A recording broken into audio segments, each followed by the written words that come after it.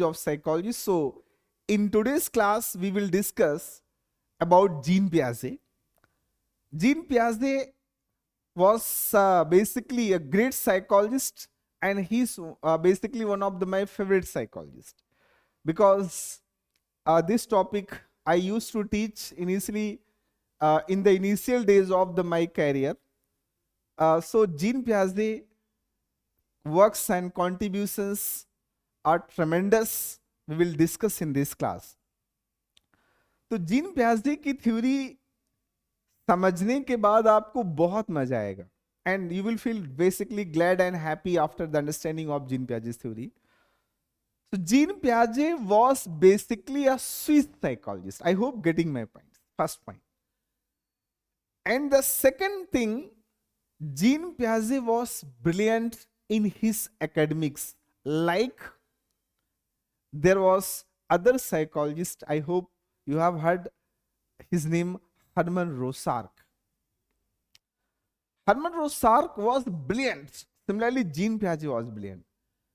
But Jean Piaget was contemporary to Binet and Carl Gustav Jung.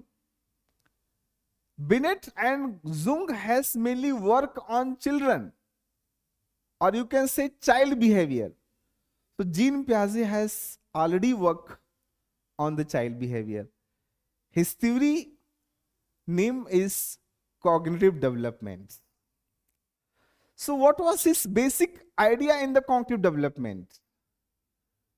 Initially he mentioned that a child correct their thought and acquire their thought and modify their thought as per time will change, as per their interactions will change.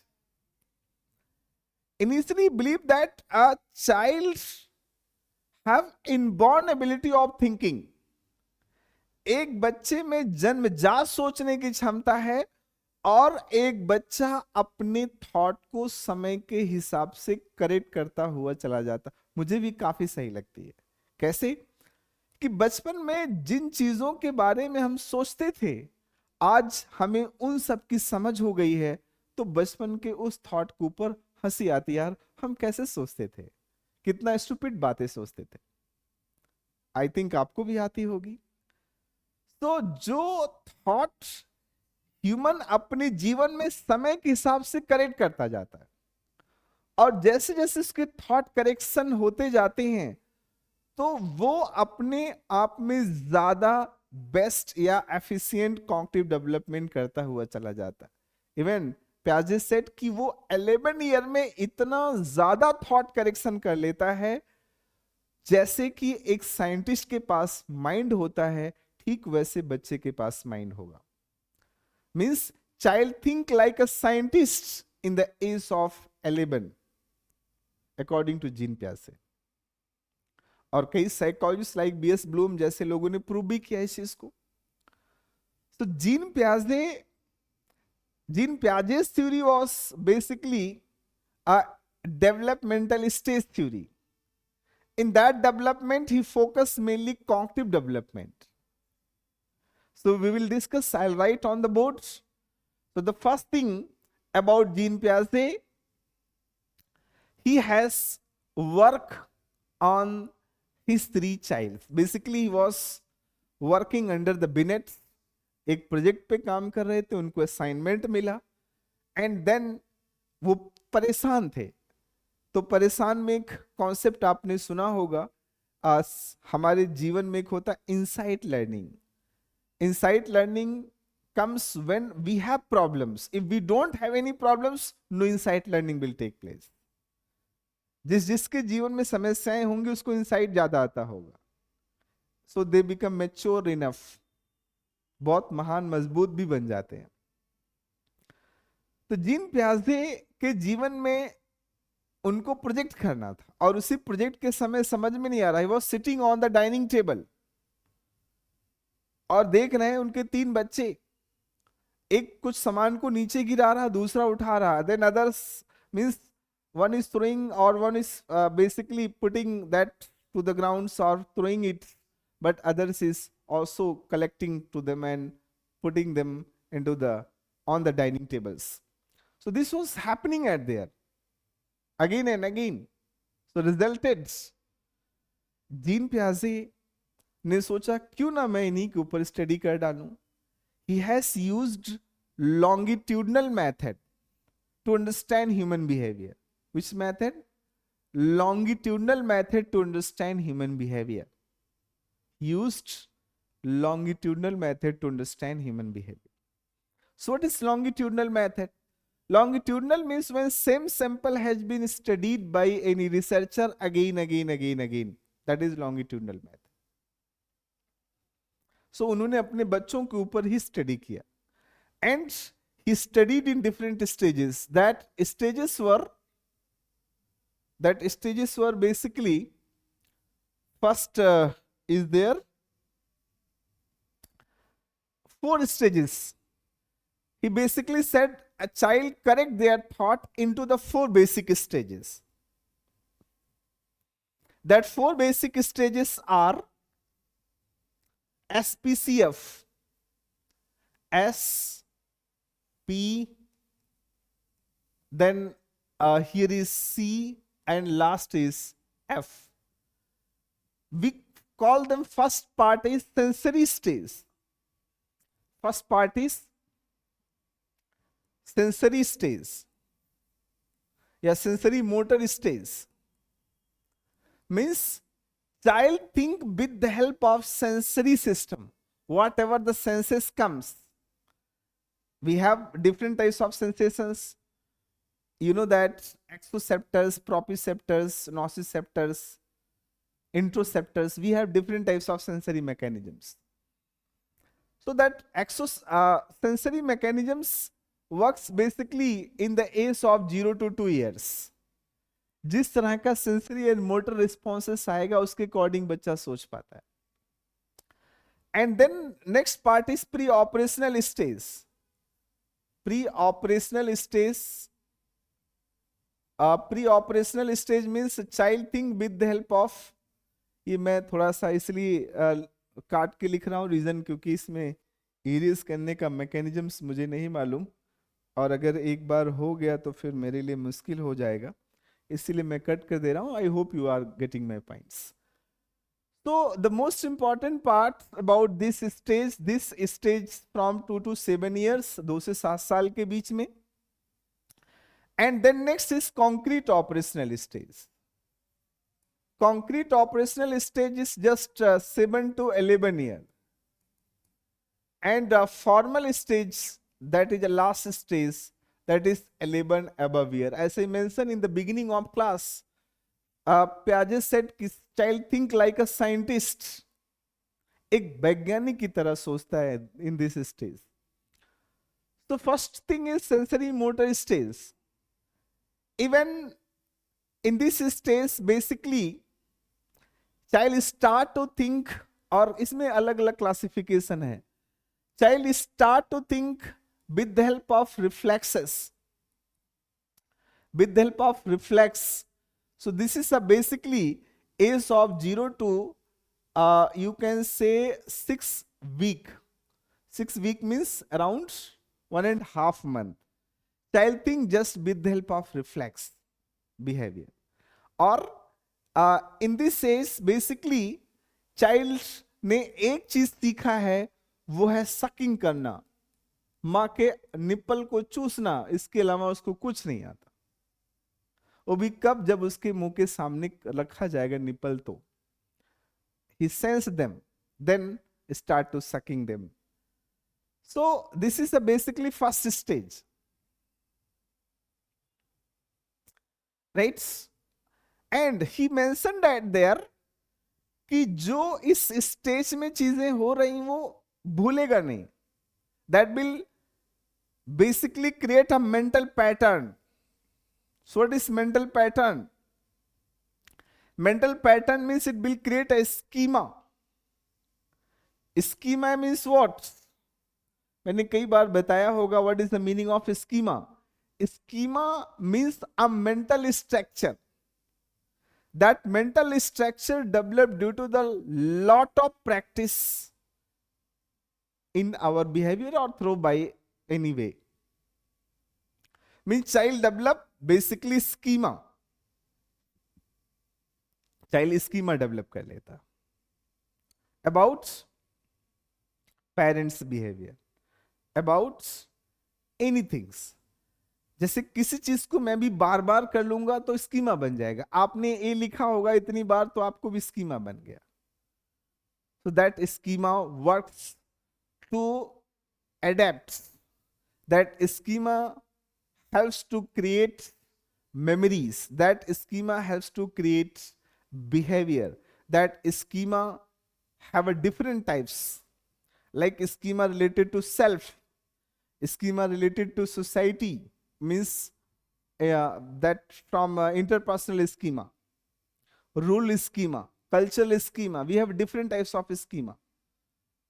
One day my son said, पापा आप तो यार मुझे घुमाने नहीं ले चलते. मैंने कहा मम्मी के साथ घूम के आओ. बोला नहीं, घुमाने का काम तो पापा का होता. तो मिस उस बच्चे के मन में क्या है, एक रोल स्कीमा कि घुमाने का काम कौन, फादर, क्योंकि मैंने बहुत बार घुमाया होगा. तो दैट ऐसे नर्चरेंस का काम, नर्चरेंस मीन्स पालने का काम mother, playing car box father. So that creates schema. So if child learn to sucking, so sucking is a basically schema. वो कभी नहीं भूलेगा, वो बचपन में जो सीख लिया वो भूलेगा नहीं. आगे चल के भी वो जब 1 साल 2 साल 3 साल के बाद भी अगर उसकी माँ उसको मिल पिलाएगी तो भूलेगा नहीं. that creates a mental structure. And then there is a subdivisions of the stages. Primary stage को ही सेंसरी स्टेज में ही सब डिविजन्स बना दिया. Like there is a primary circular age. Primary circular age is here, circular age. And अब just this is the age of 6 week to 4 month. 4 महीने के बच्चे के अंदर क्या क्या होता है, just you need to notice them. Like he sucking बोला तो वो तो स्कीमा बन गया, प्लस हो जाएगा, उसमें और चीजें क्या सीख सकता है. The things which is passing frequently to them. तो जो चीज उसके सामने फ्रीक्वेंट फेस कुछ भी चीजें पास हो रही हैं, start to creating again some structure related to them. उससे रिलेटेड जैसे कोई चेहरा, कोई उसको बार बार नहला रहा, धुला रहा, पकड़ रहा, टच कर रहा है, तो उसको लेकर के एक स्कीमा बनाना शुरू करेगा. इवन आपने नोटिस किया होगा कि बच्चा रोता है, अगर वो हाथ या वो चीज उसको टच ना करे जिसके हाथ को वो सेंस कर चुका है. गोदी जिसको बोलते, मैंने देखा कुछ लोगों की गोदी में बच्चे जाते ही रोने लगते, because child have a basically sensory adaptations. That is a topic of sensory adaptation due to एक तरह का स्ट्रक्चर. The next is third, secondary circular age. Secondary circular age. What about this stage? This is the age of 4 to around 8 month. 4 to 8 month. अब बच्चा बैठ सकता है. So motors activity will increase right now. So in the 4 to 8 month, trial and error will start. Again, the things which he has learned, like sucking, frequent things, observations, and then motors activities will start. Trial and errors. जैसे pillow को नीचे गिराएगा, उतरने की कोशिश करेगा, चढ़ने की कोशिश करेगा, मैनिपुलेट्स हो जाएगा, अदला बदली, like that. So that next is 4 things, that is a tertiary circular age. Tertiary circular age means this is the next stage in which basically child, अब वो 8 to 12 month का, this is age of 8 to 12 month, will develop certain new tendencies in them. This is a basically age of curiosity, novelties. वो कुछ नया चीज करने की कोशिश, वो इसीलिए खुद भाग के जाता है, इधर उधर जाएगा, टच करेगा, पकड़ेगा, फेंकेगा, गिराएगा, अब उसको चलना आ चुका है ना. Motors behaviours will increase. So this is the age of curiosity. So you can add them. What? Sucking, etc. plus the motor plus error plus curiosity and etc. Getting it? And in this topic, there is a concept of object permanence. I hope you have heard about the object permanence. So that is the age of internalisations. इसी age में internalisation, this is a basically बहुत controversial concepts हैं internalisations के बारे में. Next age is internalisations. Internalisations means everythings remembered in the memories. उसको मालूम है, but he can not express that things till that object और till that things will comes in front of him. Means बच्चा सीख गया, समझ गया, but वो तब तक उसको नहीं बता पाएगा जब तक उसके सामने ना आए. जैसे मून, उसने मून को बता सकता, उसने मून को इंटरलाइज कर लिया, लेकिन अब जब तक मून देखेगा नहीं तब तक मून के बारे में चर्चा नहीं करेगा, घर के अंदर नहीं. वो मून को देखेगा, बोलेगा पापा मून, मम्मा मून, मेट्रो, कार, बस, everything you can ask them. I did also because I'm a parents. I also enjoyed this theory with my son. Lot of developmental stages I have noticed all these things. Parents बन गया तो और अच्छी psychology समझ में आई. So there is several changes in these stages. But the most interesting things comes into the next stage. और अगर समझ गए नेक्स्ट स्टेज के चेंजेस तो अगले 2 स्टेज 3 स्टेज में बहुत मजा आएगा. Like here is the first thing is egocentrisms. Means child become true egocentric, you can say, and egocentricisms. Egocentricisms means only I am correct, you are wrong. Means in the 2 to 7 year child believe that कि मैं ही सिर्फ सही हूं, जो मैं सोच रहा हूं वही करेक्ट है, बाकी सारी चीजें इनकरेक्ट है. जैसे आप उसको रिमोट पकड़ा दीजिए और वो अपना कार्टून शो देख रहा है, और उस समय आप उसका कार्टून बंद कर दीजिए, शो छीन लीजिए, वो रोएगा. रीजन बीइंग क्योंकि उसको लगता है कि मैं ही सही हूं, मेरा ही टीवी है, मैं ही अपना शो देखूंगा, किसी और का ऐसे क्या मतलब मेरा. So that is egocentrisms. Child become egocentric. अब थॉट कैसे करेक्शंस करेगा? In the next stage egocentrism disappear. अपने आप ये धीरे धीरे गायब हो जाएगा. आई कैन से डिसअपियर हो जाएगा. क्यों? Why disappear? Because in the age of 7 to 11 child know what is reality, what is acceptable, what is not acceptable. अब वो नहीं बोलेगा ठीक है आप थोड़ी देर टीवी देख लो, मैं भी देख लूंगा, बाद में देख लो. This is the age of concrete operational stage. अब इसी थॉट को फिर से वो करेक्ट करेगा, फिर से उसमें एक बार एडोलसेंस या एडोलसेंस वाला ईगोस आ जाएगा. That is adolescence egocentrisms. Sometime बच्चों में हार्मोनल इन्फ्लुएंस होता है. They believe that everything is possible. Parents said कि नहीं मत करो, बोलेंगे नहीं करूंगा, करूंगा, जाओ जो करना हो कर लो, whatever you want do, I will do this. This is what that is basically egocentrism. तो एडोलसेंस में एक बार फिर से इगोसेंट्रिज्म आता है, एडल्टहुड में तो सब गायब. देन फिर थॉट उसने अगला animisms. So animism means child can not differentiate between living and non living things. वो लिविंग नॉन लिविंग के बीच में डिफरेंशिएट नहीं कर सकता. इवन आपने नोटिस किया होगा कि चाइल्ड अगर दरवाजे से गया और टकरा गया, और टकराने के बाद फिर वो रोता रहेगा, तब तक रोता रहेगा जब तक उसकी मां उससे बदला ना ले ले. मींस दरवाजे को मार देंगे तो चुप हो जाएगा. It has been note. Even वो जमीन पे गिर गया तो जमीन पे गिर गया, फिर वो भी रोता रहेगा. व्हाई? बिकॉज उसको लगता है जमीन ने उसको मारा, माँ ने जमीन को मार दिया तो चुप हो जाएगा. आई hope you have noticed in your surrounding, अगर नहीं किया तो करो आप। कोई न कोई घर में बेबी कभी न कभी तो देखा होगा आजू बाजू। अब उसके चक्कर में किसी घर में मत जाना बेबी खिलाने के लिए, but animisms is there getting. So animisms mean child can not differentiate between living and non living. He believed that everything is living. He or she means child believes everything is living. Next is, in this says basically lack of conservations. Lack of conservations means child cannot conserve any thought for the longer period of times.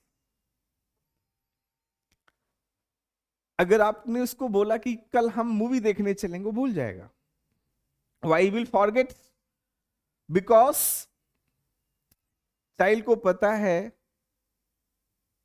कि वो मतलब child conserve नहीं कर पाता, माफ करना मैंने पता बोल दिया, तो मीन्स चाइल्ड कंजर्व नहीं कर सकता, नेक्स्ट डे भूल जाएगा। So he can not conserve any thought for longer period of time. उसे कोई प्रॉमिस किया सो विल फॉरगेट। बट अगर वो concrete operation stage in the age of 7 to 11, so if you promise to them anything, बोलेगा पापा कल आपने movie दिखाने के लिए बोला था कल आपने एक्स चीज बोली थी, आप करो। So in this age basically start to do conservations, and ये कंजर्वेशंस आगे कंटिन्यू रहता है। करेक्शंस हो गया। एनिमिज्म्स यहां पर था, यहां ऑटोमेटिकली एनिमिज्म्स विल डिसअपीयर, गैप, और आगे एनिमिज्म्स फिर कभी नहीं आएगा, बिकॉज फिर बच्चा समझ जाएगा कि नहीं, जमीन को मारने से कोई फर्क नहीं पड़ता। थॉट करेक्शन, ठीक है, दैट इज माई मिस्टेक और the mistake, by the mistakes I did और it happened. So that is again animisms, thought corrections. Conservations started, thought corrections. Like here is irreversibility. Irreversibility means child cannot reverse the anything. Child cannot reverse anything.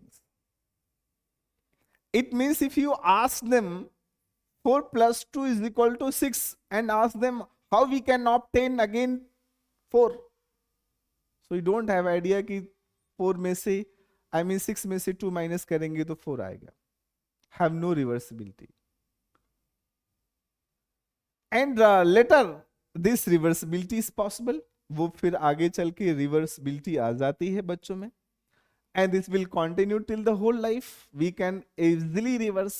कई बार हमारे parents बोलते ना कि बेटे जा घर से जितना घूमना घूमा, हम समझ जाते हैं कि हमें घूमने के लिए मना कर रहे हैं, बट छोटी एज में बोलो बेटे अगर उठा के तोड़ दो तो वो तोड़ देगा, क्योंकि वो जानता है नहीं उसको मतलब क्या चीजें बेनिफिशियल क्या नहीं, बिकॉज उसको रिवर्स नहीं करना था, आई मीन रिवर्स करना नहीं आता।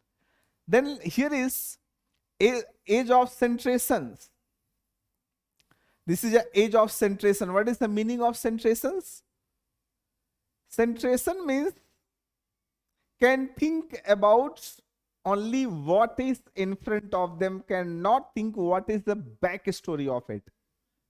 जो सामने बस उसी चीज के बारे में सोच पाना, पीछे की घटना, पीछे के रीजंस कॉजेस के बारे में नहीं सोच पाना, that is a centrations. This phenomena is called centration.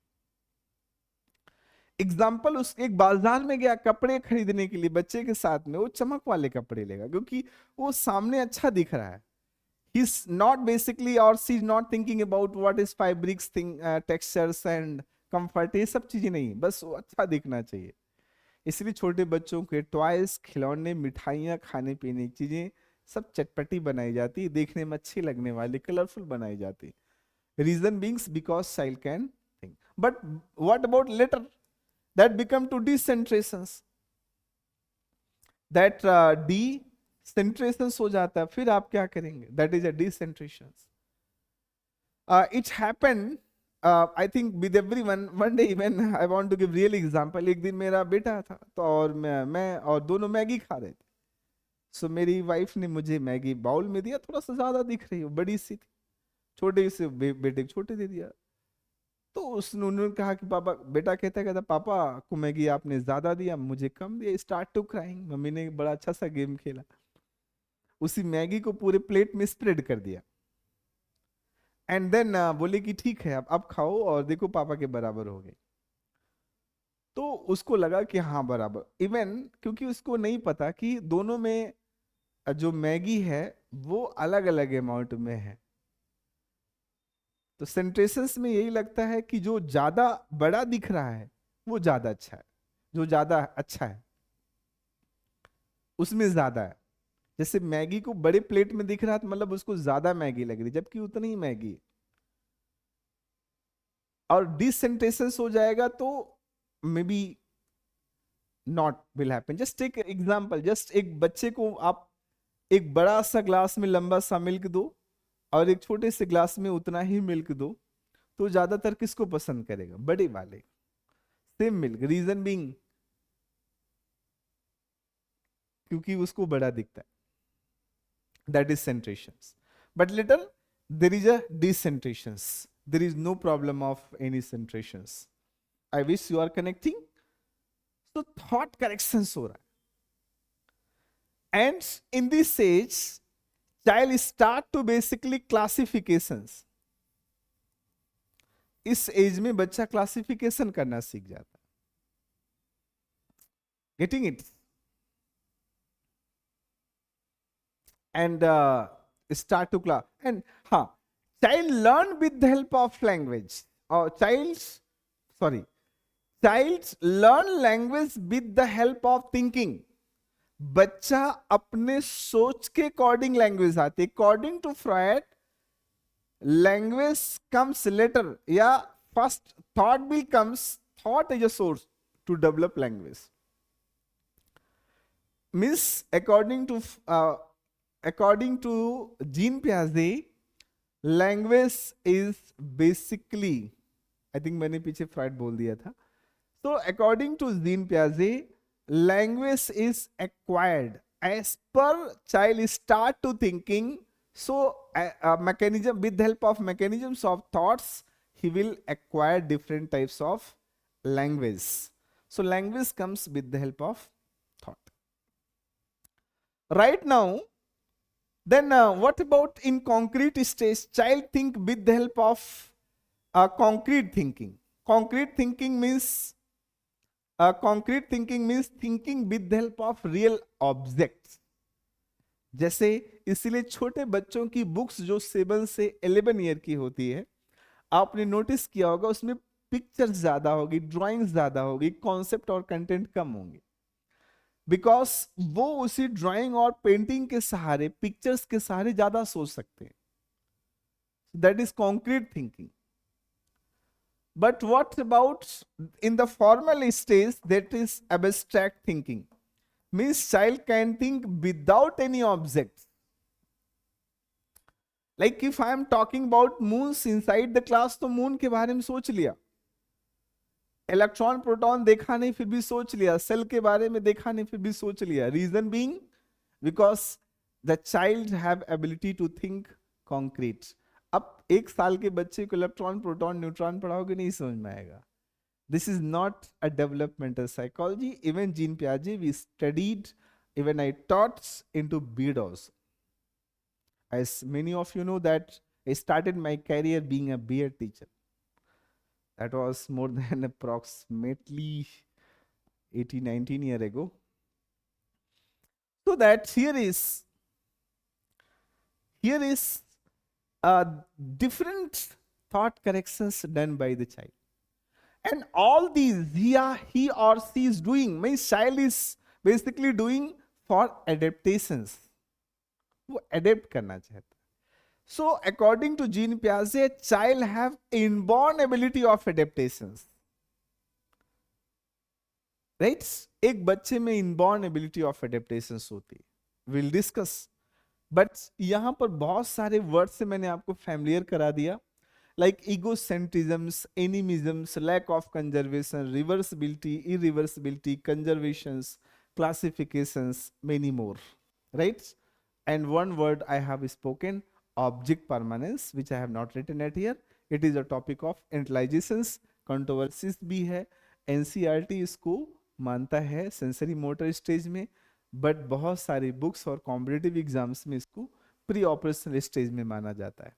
So for this आप इसके लिए याद रखें कि सेंसरी मोटर में ही रखना है, क्योंकि कभी भी कोई जब कोर्ट में मैटर जाएगा सो निश्चित तौर से वो गवर्नमेंट सोर्स को ही रेटिफाई करेंगे, एक्सेप्ट करेंगे. So right now other concepts related to Jean Piaget. Jean Piaget has works mainly on adaptations, and he said that a child have inborn ability of adaptations. Basically, he used two mechanisms of adaptations. First is accommodations. First is accommodations. What is the meaning of accommodations? Accommodations, as you know that when schema, people have a schema, and that schema works with the new informations. But schema have less efficient at here. Means accommodations की phenomena के समय एक बच्चे का behaviour जब वो किसी भी सरकमटेंसेस में अडेप्ट करने की कोशिश करता हो, भी नए सरकमटेंसेस में, लेकिन उसका जो स्कीमा बहुत वर्क नहीं करता. Even it works but not too much. जैसे इमेजिन करो कि आपके सामने से एक ट्रक आ रहा है. अब ट्रक में आपको रूल की नहीं चलेगा कि लेफ्ट जाना चाहिए, राइट जाना चाहिए. जिधर सिचुएशन मिलती है उस नए में आप बचो, अदरवाइज ट्रक आपको ले जाएगा उड़ा करके. सो वहां एकोमोडेशंस है. हाउस में भी आपने लिखा होगा accommodation centre, because you are new at there. So accommodations for the new. And other word is assimilations. That is the assimilation is here. So what is the meaning of assimilations? Again here is schema is helping to adapt in new circumstances. But here schema will too much helpful to understand into the new circumstances. That is assimilation. Like previous knowledge and experience helpful to us. पीछे जो मैंने पढ़ाया अभी इतना मुझे नहीं लगता कि मैंने जीन प्याजे 1000 बार से कम पढ़ाया होगा. More than 1000 times I have taught about the Jean Piaget's principles. So अब कोई चीज सीखा है वो बार बार कर रहे हो, उसी के अकॉर्डिंग फिर से एक बार और पढ़ा दिया, तो that is what assimilations. But a topic which is just new, I don't have any idea. Like when I joined university, my professor asked, have you taught positive psychology? मैंने कहा नहीं. बोले जाओ पढ़ाओ. जाओ यही इसी का demo low. so that is a type of accommodations. सीढ़ियों से गिर रहे हैं, बचना है, बचते समय वहां accommodations काम आएगा, assimilations नहीं. In competitive exams, if papers are basically too much new and the previous concept not helpful at their like UPSC exams, so that is there is accommodation. UPSC का एग्जाम assimilations पे नहीं based होता. UPSC is based about basically accommodations. Mental structure will help you, but not too much. But what about the college exams? College exam is about basically what? Assimilations. So accommodation and assimilations both helps in adaptations. हम सबके जीवन में. And it depend on person to person. ये सब में अलग है. So किसी में ज्यादा accommodations हो जाए ज्यादा और assimilations कम हो जाए, या कभी ऐसा भी हो सकता है कि accommodations कम हो और assimilations ज्यादा हो. तो इनका एक इक्विलिब्रियम स्टेज है. there is a equilibrium stage. That equilibrium stage is called basically the balance of life. हम जीवन का बैलेंस कहां ढूंढते हैं? यहीं पर. सो द जीन पियाजेस की थ्योरी में एडेप्टेशन से एक बहुत बड़ा कॉन्सेप्ट है. एंड ऐसे मेंशन इन द बिगिनिंग कि जीन पियाजे पढ़ने में बहुत ब्रिलियंट थे.